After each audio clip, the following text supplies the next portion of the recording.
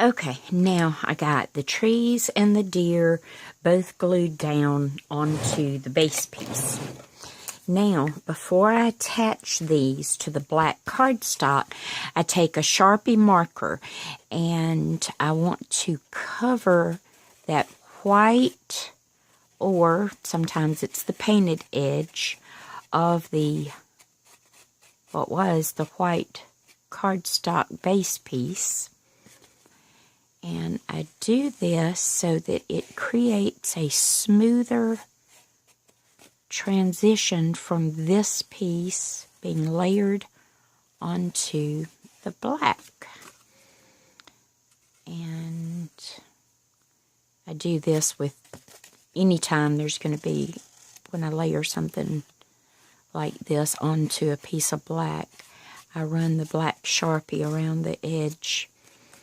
And to me, it just gives a cleaner look once it's layered. And the reason I hold it like this with my work to one side and the pen the other way is so I don't take a chance. If the pen slips, at least it's only going to mark on the back. It's not going to mark on the front of all of my artwork from my project that I have done.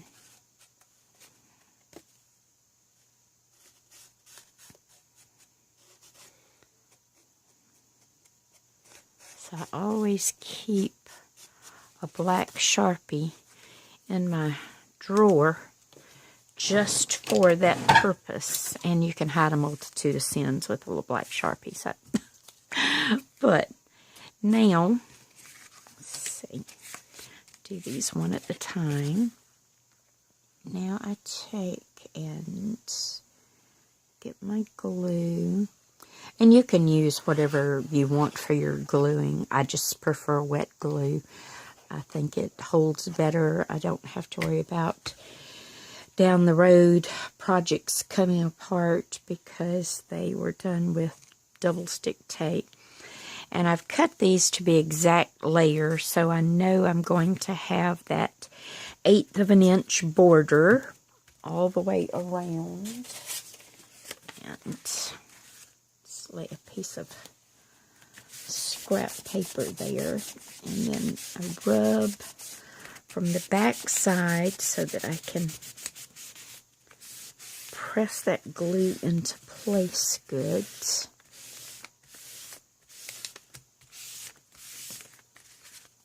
And then there's the first one all ready for its next steps. Now, let's do the same thing on this one.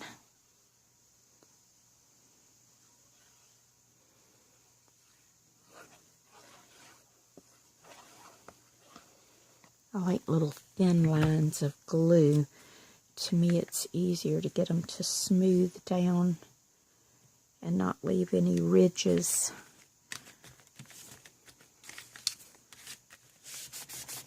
On there, and then smooth this into place.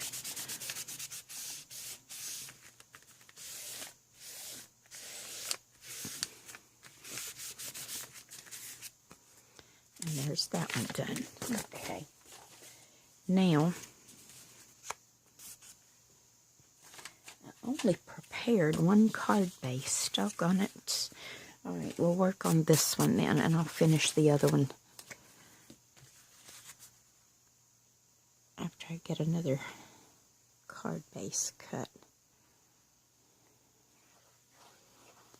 So now I want to do the same thing. I want the glue on that piece, and my layering is going to be the same as I cut incremental 1/4 inch layers. So I started with a 5.5 by 4 1/4 card. Then I cut the black layer down to 5 1/4 by 4 inches, and then my white layer that I do the work off of, I cut it down to 5 by 3 3/4.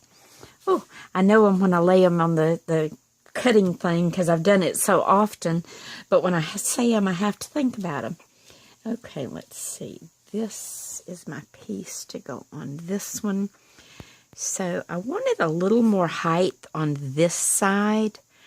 But what I like to do is sometimes actually let it run off the decorative piece and even show onto the white of the card. So that's what I'm going to do with the tall grass on this side. Put that in place there. And then here I want this to be where just a little bit of it might be on the deer, but I want the most of it to be just take up space behind the, or in front of the trees, because I want the trees to look like they are behind the grass. And then, usually I have these pieces pre-trimmed, and I didn't trim that one. I want to bring my grass all the way down to the black edge. Instead of having it up on the edge like this, I like for it to come all the way down. I just think it's a smoother transition. So that's how I do it. And then give myself hopefully a mark that I can see there. And that should work. And then put me some glue right there. And then start right back at that corner of the black. And that's basically it. And then if you wanted some of this grass to be like a little more tacked down, depending on it being handled or put in an envelope, you can always add a little bit of glue and stick some of these down just so that they won't be quite so fragile.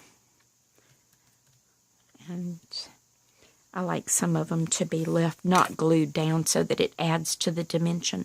But that's just how I do these cards. So I'm going to finish the other one and then I'll show you both of them.